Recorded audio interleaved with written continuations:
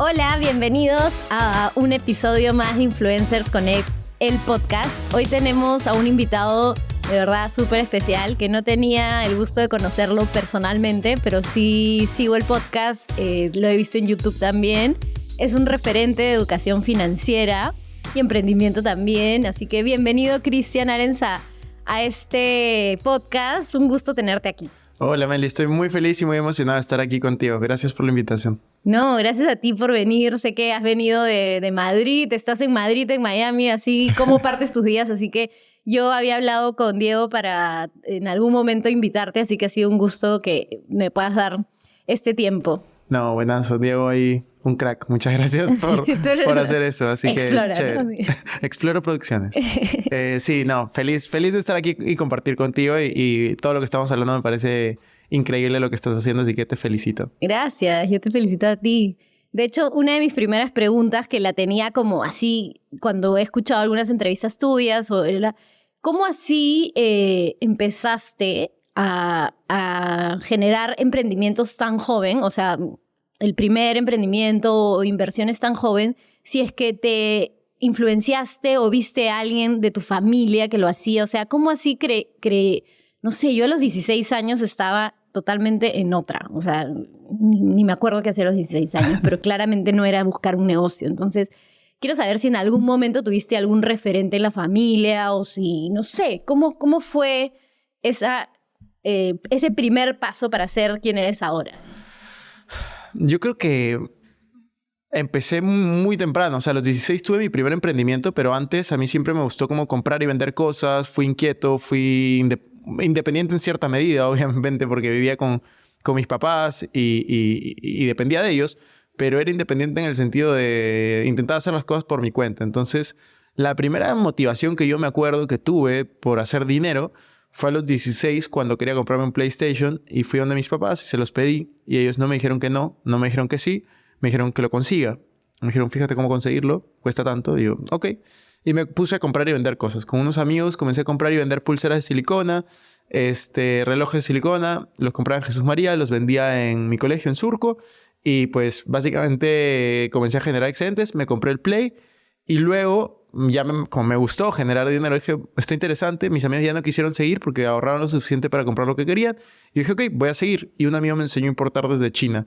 Y fue ahí que a los 16 comencé a importar desde China, con el nombre de mis papás, obviamente. Y luego fui avanzando. Me puse otra meta, que fue comprarme un carro a los 18. Me lo compré.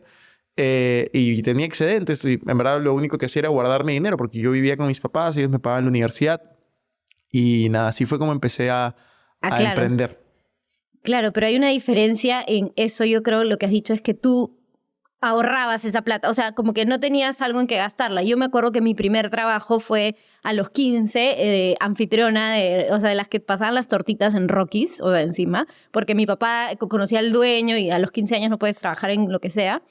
Y mi primer sueldo, literal, fui y dije, ¿qué hago con el sueldo? O sea, mis ganas eran de gastar mi sueldo, ¿me entiendes? A diferencia de tus ganas de voy a ahorrar esto y ver en qué otra cosa lo invierto, ¿no? O sea, creo que desde ahí ya estabas como inculcando este sentido o no sé, know-how que tienes de inversión, ¿me entiendes? Sí, eso me lo inculcó mucho mi mamá. O sea, mi mamá siempre me dijo como, guarda, o sea, no te gastes todo lo que ganas, ¿no? Y yo siempre, o sea, mis papás no son inversionistas, pero sí mi mamá es bastante ahorradora. Entonces, ahora sí es inversionista. De hecho, mi mamá invierte conmigo en varias cosas. No te creo. Pero gracias a ti. O sea, tú le has dicho, mamá, por acá puedes invertir. Así. Sí, o sea, mi mamá, por ejemplo, invirtió en bolsa después de que le enseñé cómo invertir, le di el curso, todo.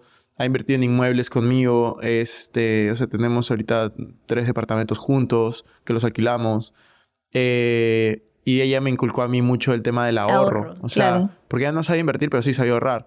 Entonces me decía como que ahorra, no te haces todo lo que recibes. Y yo... era lo que yo había aprendido. Entonces, yo tenía excedentes y guardaba dinero. O sea, desde que era muy pequeño. O sea, siempre guardaba dinero. Pero luego fue que conecté a los 19, que fue esta charla con Warren Buffett, que conecté el tema de tengo que aprender a invertir, tengo que hacer que mi dinero trabaje por mí. Y ahí fue que comencé a invertir. Y ahí fue que comenzó a cambiar esa mentalidad de solo emprender a, ok, también invertir. y generar dinero con el dinero. Claro. Que Trabajar por dinero o hacer que tu dinero trabaje para ti. Exactamente, exactamente. Sí, eso cambió también un poco la mentalidad de mucha gente que te seguía, yo creo, porque uno normalmente cuando empieza a trabajar dice, voy a trabajar para tener plata. Que de hecho yo a los 15 años era, quiero trabajar para tener plata. Me acuerdo que mi primer como gasto era, quiero hacerme un tatuaje. O sea, imagínate, no era como que, quiero hacerme un tatuaje y mi papá en su vida me va a dar plata para hacerme un tatuaje. Es como, ni siquiera me va a dejar que me haga el tatuaje. Entonces, claro, es diferente tener como ese pensamiento que igual lo tenías tú, ¿no? Me quiero comprar un Play, que hubiera sido diferente que tus papás digan, ya en Navidad te lo regalo, ya, cómprate el Play, pero mira qué haces para tenerlo, ¿no? Sí. Entonces creo que por ahí va la cosa también. Yo creo que es muy importante no limitar, cuando tienes hijos, no limitarlos. O sea, ayudarlos a que experimenten y a que salgan adelante por sí mismos. Muchas veces yo veo como amigos que tienen hijos y también amigos que han sido criados de esa manera, que por intentar darle todo y pones como condiciones muy fáciles, y cuando tienes condiciones muy fáciles, creas también a veces una personalidad que no es capaz de tolerar el fracaso, de salir adelante. Entonces como yo creo, yo no soy papá todavía, pero me gustaría una enseñanza, o sea, con ciertos retos, ¿no? En la vida. Total, o sea, yo recuerdo que tampoco, no sé si es una inversión muy buena, pero me pareció pésima a mí porque salí última, que mi papá me dijo, yo le dije, quiero un carro, estaba harta de tomar la S para ir a la universidad. Y me dijo, bueno, métete un pandero, ¿no? De estos panderos que había de autos. Sí. No sé qué. Y yo, pucha, me metí en el pandero y salí última. O sea, el sorteo, la última, cuando ya había pagado el carro y me lo dieron. Que también chévere porque ya no tenía esta deuda de pagarlo, pero última persona. Y mi abuelo era el que iba a todos los sorteos a ver si me sacaba el carro. Y te juro que fue mi primer carro, pero creo que después de todos los panderos que pagué, al último me lo dieron. Que si hubiera pedido un préstamo en el banco, me lo hubieran dado antes el carro, ¿no? Pero igual uno va aprendiendo en la marcha, pero claro, o sea, hubiera podido ser diferente si me decía, ya toma el carro, ¿no? Entonces creo que eso también hizo que no tengo un sentido de ahorro tan fuerte, obviamente, ni de inversión, pero siempre he querido trabajar para ganarme, para tenerlo, mis cosas, ¿no? O sea, para mí, creo que eso también fue una formación importante, creo. Buenísimo.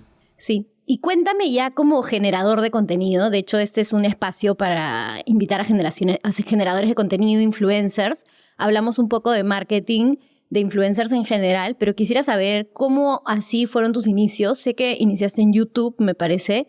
¿Cómo así dijiste, bueno, voy a hablar de educación financiera, voy a hacer tips que son fáciles también, pero también, o sea, a mí me ha pasado que he visto cosas, o sea, lenguajes que tú hablas y digo, ¿qué es esto? Y después me los explicas, ¿no? Entonces dije, qué chévere esta persona que no tengo que llevar, me acuerdo que el único curso que jalé en la universidad fue en mate financiera, o sea, no tengo que llevar un curso tan complicado, pero lo entiendo, ¿no?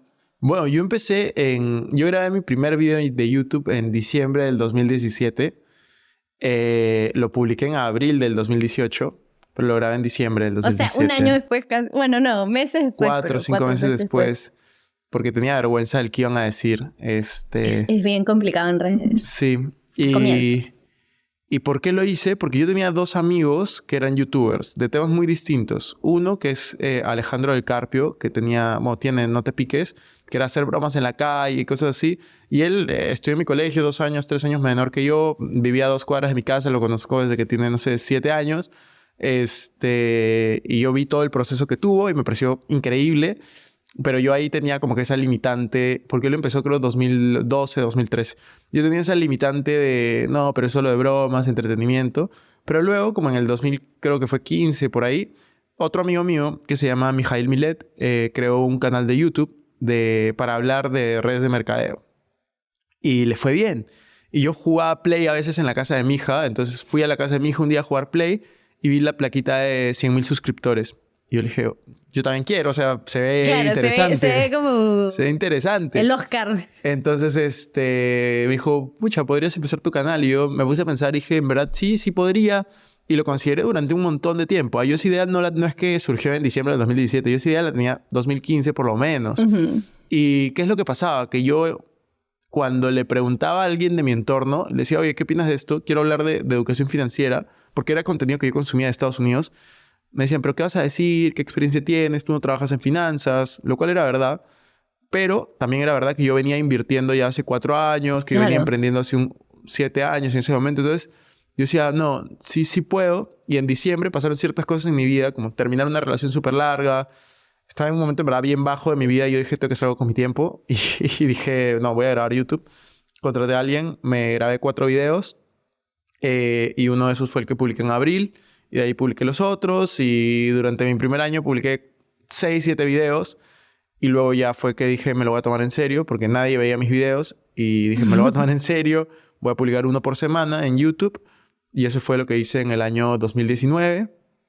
Que pasé de... Mira, yo en el año 2018 que publiqué esos 6, 7 videos, terminé con 800 suscriptores, más o menos. En el año 2019 que publiqué uno por semana, yo me puse meta llegar a 10,000. Y llegué a 8,000. Claro. O sea, no llegué a 10, pero 8. Yo dije, después de 55 videos, uno por semana, o sea, me iba de viaje, igual grababa todo perfectito ahí. Y luego en el 2020 dije, ya, yo estaba en ese momento trabajando y tenía otro emprendimiento. O sea, no era como que yo era youtuber, no. Yo trabajaba, emprendía y aparte, en mi tiempo libre, creaba contenido. Claro. Y en el 2020 dije, o sea, fin de 2019 yo digo, ok, en el 2020 voy a duplicar lo que estoy haciendo. Quiero hacer 2 videos por semana. Wow. Que era bastante ambicioso. Yo dije, pero ya, yo puedo.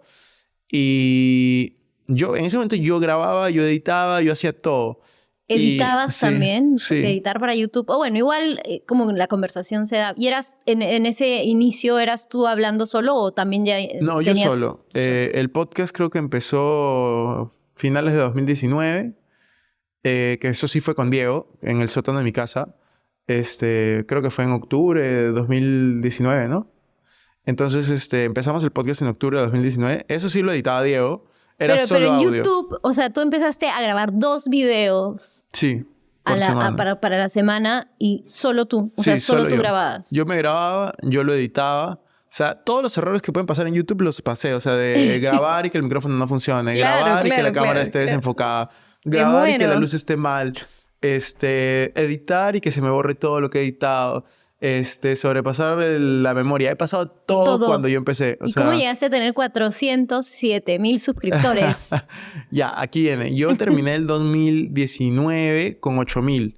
Y dije Ya. 2 por semana en el 2020. Y llegó la pandemia y para mí, dentro de YouTube, fue una bendición, en Claro, verdad. claro. Pasé de 8,000 a 120,000 ese año. Y luego ya en el 2021 pasé de 120,000 a, no sé, 250 o algo así. Y luego ya fue creciendo como, ya no exponencialmente, pero sí. Claro, sigue creciendo. fuiste creciendo y yo creo que en la pandemia también, como tú dices, fue algo exponencial porque la gente empezó también a buscar más contenido de ese tipo, ¿no? Porque Sí. dijo, o sea, estoy perdiendo mi chamba regular, ¿qué hago? Y yo creo que ahí surgieron también muchos emprendedores o ese interés financiero que la gente de repente no lo tenía antes, tan como, no sé, arriesgado, ¿no? Como que quiero saber sobre esto. Yo creo que también fue por ahí, ¿no? Total. Entonces fue una experiencia muy interesante como me suspendían el trabajo, me bajaban el sueldo, pero al mismo tiempo yo decía, ok, no puedo hacer nada, pues me enfoco en mi YouTube. canal, ¿no? Que en ese momento no me estaba dando casi nada de dinero, pero fue como, ok, vamos a ver qué pasa. Fue creciendo, ¿no?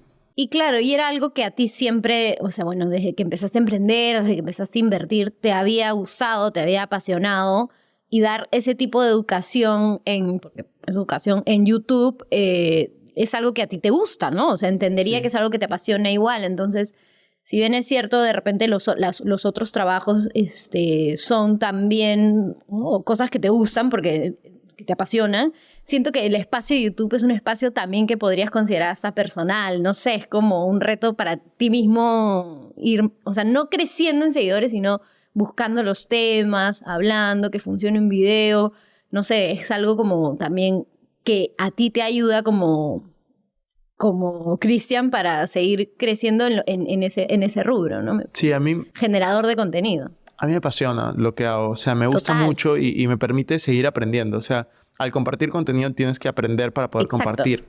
Entonces, eso es lo que yo hago. Aprendo, comparto. Compartes. Aprendo, comparto. Entonces, mi vida es mucho así. O sea, justo el otro día, ahora en la mañana me preguntaban como, ¿en qué momento trabajas? Todo el tiempo. Porque viajas mucho, lees, tienes hábitos. Y yo les decía, en verdad, mi vida es mi trabajo porque Viajar me permite crear experiencias que luego puedo compartir. Leer me permite generar información que luego comparto. Igual ir a conferencias. Todo lo que hago para mí Es tu trabajo. parte de mi trabajo y es lo que me apasiona porque al final estoy creando la vida que quiero. Entonces, y eso es lo que yo comparto y eso es lo que yo quiero que las personas hagan, que tengan un propósito y que lo sigan. Total. Y qué importante eso bueno, la pregunta que te dirigieron, ¿a qué hora trabajas? O sea, a mí me parece todo lo contrario, ¿no? O sea, ¿cómo haces para organizarte y hacer todo lo que haces? Porque para generar contenido, como tú dices, tienes que, no sé, pues leer, tienes que investigar. Entonces, ¿cómo haces para generar estos espacios y estos tiempos? Me imagino que ya hemos conversado que te agendas muchísimo, pero me gustaría como que nos des esta fórmula de cómo es un día de Cristian o bueno, cómo es una semana para poder entender cómo distribuir sus tiempos de inversionista, de emprendedor, de generador de contenido, ¿no? O sea... Yo la verdad, como te decía, soy muy esquematizado en ese sentido de yo agendo todo lo que hago y hay días, en verdad, mis días nunca son iguales. Entonces tengo días que puedo trabajar 16 horas o tengo días que puedo trabajar 3, 4 horas, sobre todo cuando estoy de viaje. Entonces... yo lo que intento es simplemente dar lo máximo que puedo en la situación en la cual me encuentro. Entonces, a mí me gusta mucho de tener tiempos libres. O sea, mis tiempos libres en verdad me ponen un poco hasta nervioso. Ansioso. Sí, de podría estar haciendo otras cosas. Entonces, si tengo tiempos libres, yo me agendo como, ok, este va a ser un tiempo que voy a estar con mi familia, o este va a ser un tiempo que voy a estar con mis amigos, o este va a ser un tiempo que voy a estar con esta persona. Pero no es como... o sea, dentro de mi mente no es un tiempo libre, sino es un tiempo que establecí igual para estás, eso. claro, y estableciendo para estar con tu familia. Pero igual creo que no debes tener tiempo libre. O sea, creo que el tiempo libre uno también lo busca, ¿no? O sea, Siempre hay, ¿no? Tiempo libre siempre hay. O sea, hay entre reuniones, tengo un Claro, tiempo, pucha, claro. me pongo descanso. O sea, en mi vida, por ejemplo, en Madrid es muy diferente a mi vida en Lima porque tengo más tiempos libres en Madrid. En Lima tengo como compromisos presenciales o moverme de un lugar a otro y eso me tarda mucho tiempo. Entonces, va variando, ¿no? Va variando, pero definitivamente yo sí intento tener un estilo de vida que me guste. O sea, por ejemplo, domingo en la tarde hasta el viernes en la tarde intento siempre trabajar. De viernes en la tarde a domingo en la tarde intento descansar. O sea, hacer cosas recreativas o que no involucren tanto que yo esté trabajando, ¿no? Claro, más de disfrute de repente de otro lado, ¿no? Sí, total. O sea, eso es lo que busco y eso es lo que intento. Claro, yo también, ¿no? O sea, el fin de semana para mí es sagrado. Igual hay chamba, porque en el tema de generación de contenidos influencers, el trabajo es 24/7, tú debes saber también. Pero tratamos de, al menos, Candy me se ríe, pero no hay nada de descanso, de no estar tan conectados al celular, por así decirlo, ¿no? Total. Pero sí, a veces es complicado y tú lo debes saber más porque en general uno piensa que, no sé, que el emprendedor a veces puede disfrutar más del tiempo o no sé, piensa que la tiene como más fácil porque ya es su negocio, pero creo que todo lo contrario. O sea, yo no sé cómo salir de vacaciones, por ejemplo. O sea, si trato a veces de no tener señal o irme los fines de semana a lugares así, literal, me encanta como hacer trekking en lugares que no existe la señal del celular como para que no entre el mensajito de la influencer preguntándome, no sé, algo. O alguien del equipo también preguntándome qué hacer con ese influencer. Pero sí, o sea, yo creo que el tema de emprendimiento, o como tú dices, a veces yo tengo que trabajar de lunes, como dijiste, de domingo en la tarde a viernes en la tarde, ¿no? Sí. A ver, 16 horas, a veces en la madrugada. Yo no soy de madrugada, yo soy todo lo contrario a ti, soy una persona de mañana. Yo en la madrugada no puedo. O sea, a partir de las 9 de la noche ya mi cerebro no da. No puedo ni leer, por eso te decía que me cuesta leer porque tengo todas las mañanas ocupadas y sí creo que es importante buscar este espacio para leer, para poder como concentrarte, ¿no? Entonces te admiro por eso, porque creo que el tener tan estructurado también tu día es importante, ¿no? Pero sí creo que también es importante el disfrutarlo, ¿no? O sea, el disfrutar el proceso y disfrutar el presente y buscar estos espacios en los que Cristian también disfrute otras cosas que no solo la chamba, ¿no? Sí, obvio. No, yo creo que es importantísimo eso de disfrutar el proceso, vivir en el presente. Es algo que dentro de lo que yo hago y dentro de mis hábitos lo tengo como muy presente, de estar como consciente en las cosas que hago en mi día a día, vivir el momento y lo que está pasando ahora. Total. Yo creo que también algo importante y que he visto en algunos videos es eso, es que tú dices de disfrutar y agradecer, ¿no? O sea, agradecer por lo que tienes. Cuéntame un poquito de esta filosofía que tú tienes de agradecimiento. Yo creo que el agradecimiento te trae al presente. O sea, cuando tú agradeces en algo, no estás pensando ni en el pasado ni en el futuro, sino estás pensando en el momento presente. Estás viviendo el hoy. Entonces, algo que yo hago todos los días, uno de los hábitos más fuertes que yo tengo ahora es escribir. Escribo 20, 30, 40 líneas de las cosas por las que estoy agradecido. Sí, eso es, tengo una libretita pequeña y escribo. ¿Y todos los días? Sí. 40 líneas. Todos los días escribo, bueno, no sé si son 40. Estaba por ahí mi mochila, pero la Pero claro, tengo no ahí. Es solo una frase, ¿no? Agradezco por estar vivo. O sea, es del tamaño del libro y escribo ahí, no sé, todo el espacio que puedo, una página por día de lo que estoy agradecido. Y cuando lo hago en la mañana, lo hago proyectando lo que quiero estar agradecido en el día. Y cuando lo hago en la noche, lo hago en base a lo que pasó durante ese día. Súper, me encanta. Me encanta porque sí creo que, sobre todo un perfil como el tuyo, la gente debe pensar mucho como que, no sé, pues Cristian debe estar pensando todo el tiempo en... Obviamente, tú estás invirtiendo todo el tiempo y estás pensando en esa inversión a futuro, ¿no? Claramente.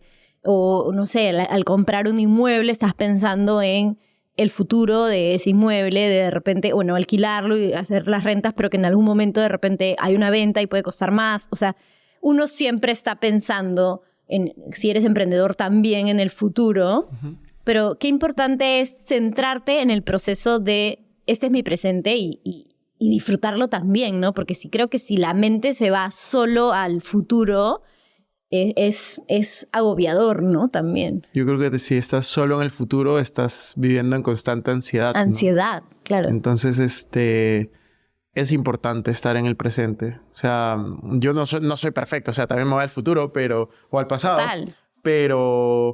Pero yo intento estar lo más que pueda en el presente a través de estos ejercicios, entre otros. Hay muchas cosas que puedes hacer para volver al presente y estar bajo control de ti.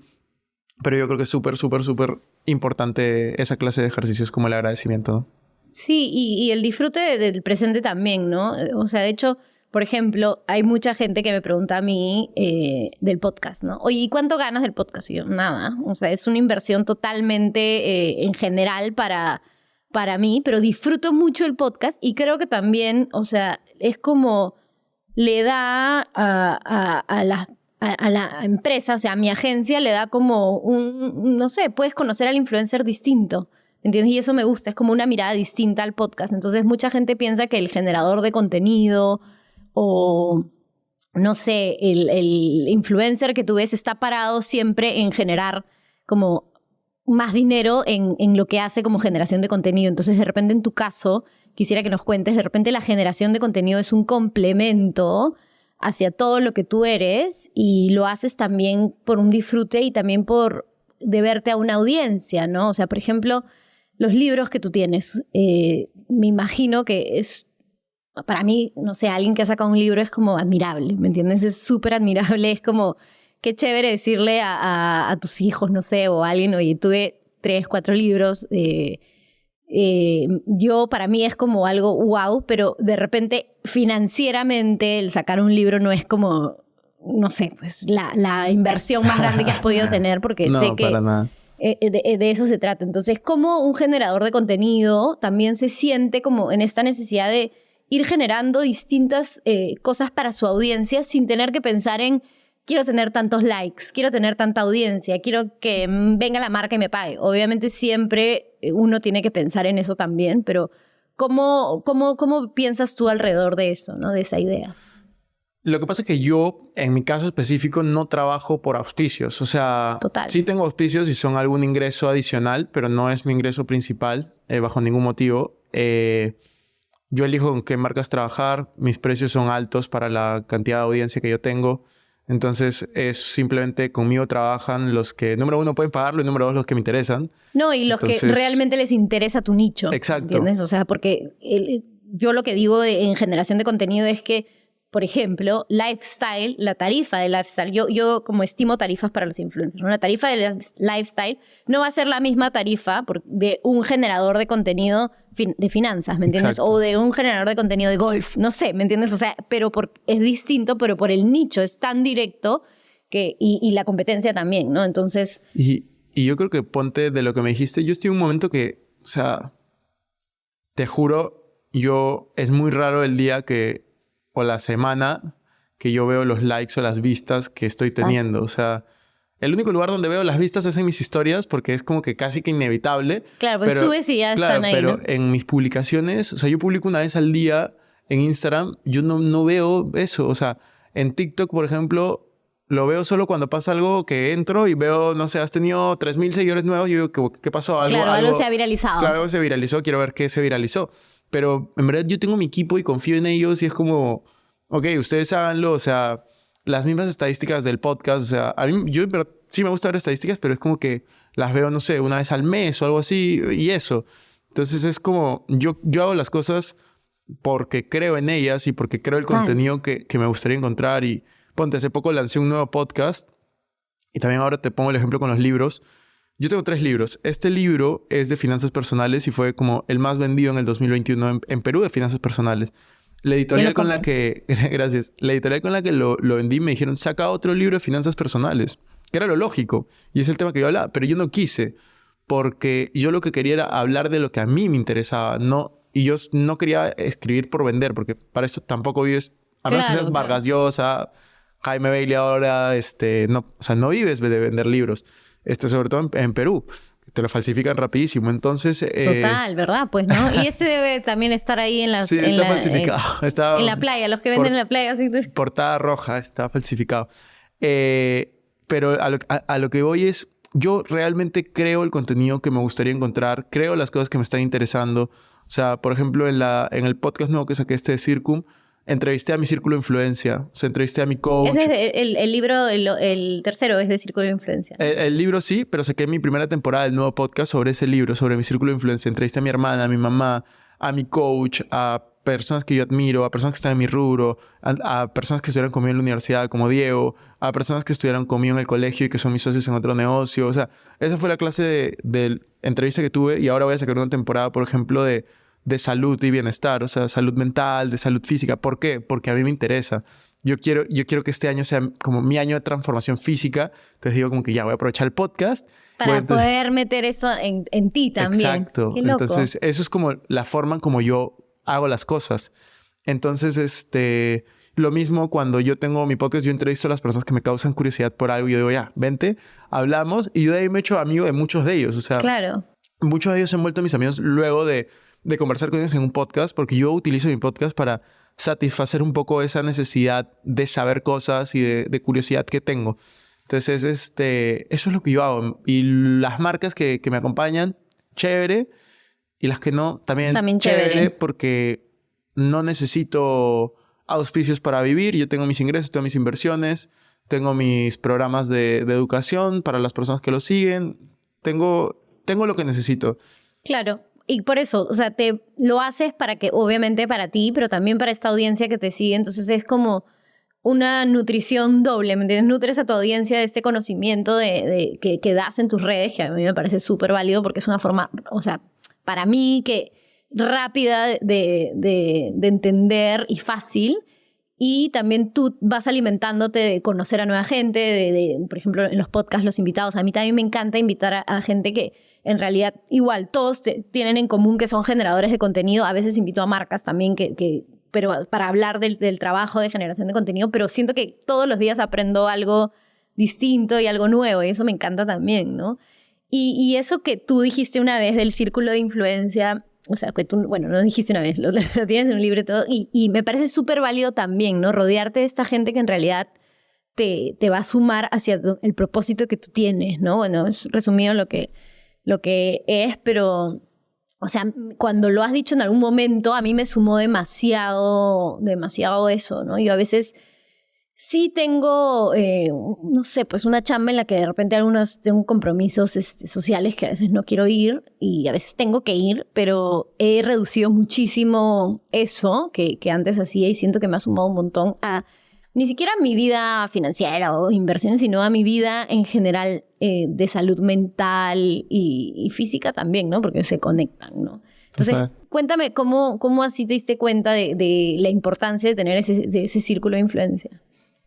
Que yo creo que todos somos resultado de nuestro entorno. O sea, al final casi nada es en base a temas, por ejemplo, genéticos o demás. Todo es el entorno. O sea, si tú hubieras nacido de tus mismos papás, pero a los 2 días te ibas a China, pues hablas chino y ya está, tu entorno.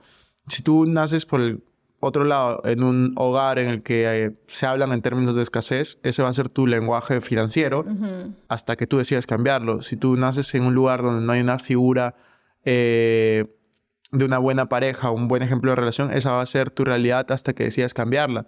Entonces, como pasan estas cosas, no nos vamos dando cuenta que nuestro entorno se va adaptando a nosotros y nosotros a nuestro entorno. Entonces, eso lo hacemos de manera inconsciente. Y lo que yo digo es, deberías de manera consciente cambiar tu entorno, cambiar tu círculo de influencia. ¿Qué es tu círculo de influencia? Es lo que dicen y dejas que influya en ti. O sea, si alguien te dice algo, pero no te interesa, o sea, no lo tomas en consideración, no es parte de tu círculo de influencia, sin importar de quién viene. Pero si por el contrario te dicen o tú piensas algo de alguien y tú lo dejas entrar, pues te va a influenciar. Claro. Entonces, eso es lo que tendría que dejar a toda mi familia, Cristian. Mentira. Sí, es que esa es la dificultad de muchas veces. Es difícil porque nuestra familia está con nosotros toda la vida y yo lo que propongo no es que dejes a tu familia. No, obvio pero dejes de escucharla. Dejes de escuchar muchos de los consejos que te dan personas que no tienen los resultados que tú quisieras tener. Claro. Y más que esas personas que para ti de repente, o sea, puede ser un familiar igual, pero no te inspiran en ser una mejor versión para ti, ¿no? Exacto. Totalmente válido. Y tengo demasiadas preguntas, me quedaría horas con Cristian acá. Pero ya yendo a la generación de contenido que tengo que aterrizarlo a eso, quiero que nos dejes como 3 consejos o tips desde generador de contenido para esta gente en realidad que no se lanza y tiene todos estos conocimientos o quiere dar conocimientos financieros o de emprendimiento, porque el tema de emprendimiento yo creo que es un tema que ha como surgido desde la pandemia y ahora está muy, no sé, muy en tendencia y cada vez va creciendo. Y siento que hay muchos generadores de contenido que les da este temor que tú tuviste también, que creo que tuviste el video 4 meses antes de lanzarlo y el qué dirán y no quiero hablar en mis redes sociales. O sea, de repente tengo este emprendimiento pero no quiero salir a hablar en mis redes sociales porque me da vergüenza el qué dirán o en verdad no tengo el tiempo para hacerlo. O sea, ¿qué consejos le podrías dar a estas personas que se pueden lanzar? O sea, yo creo que hoy en día estamos en un mundo para la creación de contenido que es más importante documentar que crear. O sea, tener momentos en los que documentas tu proceso es más importante que solo sentarte a crear. Ambas son buenas, pero yo creo que documentar lo que haces si es que eres emprendedor es muy importante.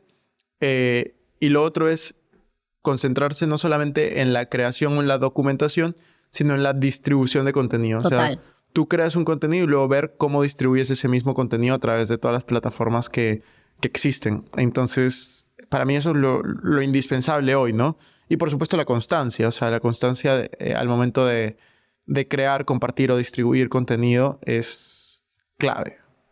¿Y tú crees que serías como el mismo Cristian Arens sin redes sociales?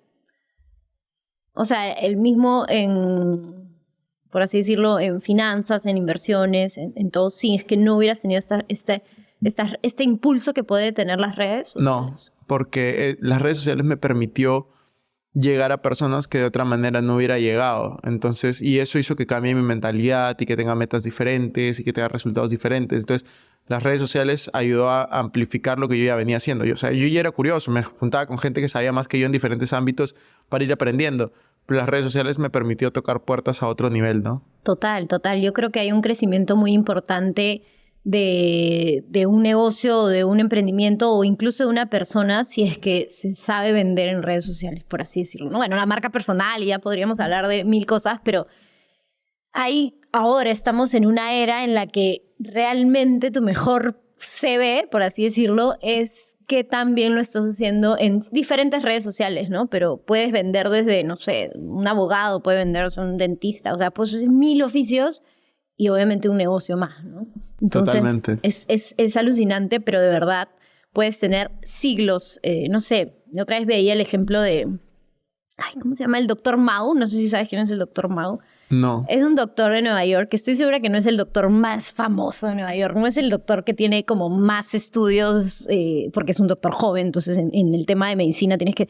Pero tiene foros en Forbes, o sea, es un generador de contenido que surgió en la pandemia dando tips de COVID y ahora es mega famoso y no debe tener ni una cita para que la hagan, ¿me entiendes? O sea, un tiempo. Entonces es importante eso. Bueno, nada, me ha encantado tenerte acá, de verdad, muchísimas gracias por tu tiempo. Hemos hablado y te digo que de repente toda la lista de preguntas que tenía para hacerte se han ido por las ramas, pero mil gracias por tu tiempo, mil gracias por estar acá. Y nada, cuéntanos si quieres algo que quieras decirnos para finalizar. Bueno, muchas gracias por la invitación y nada, los invito y a ti también te invito para que el 4 y el 5 de mayo vengan al evento de Circum Experiencia. Toda la información va a estar en circumexperiencia.com, así que sería buenazo poder verlos ahí. Ay, quiero ir de todas maneras. Y mil gracias por mi libro, Estefana. Me lo tienes que firmar, ¿eh? Ahora te lo firmo. Ya. Bueno, gracias. Chao.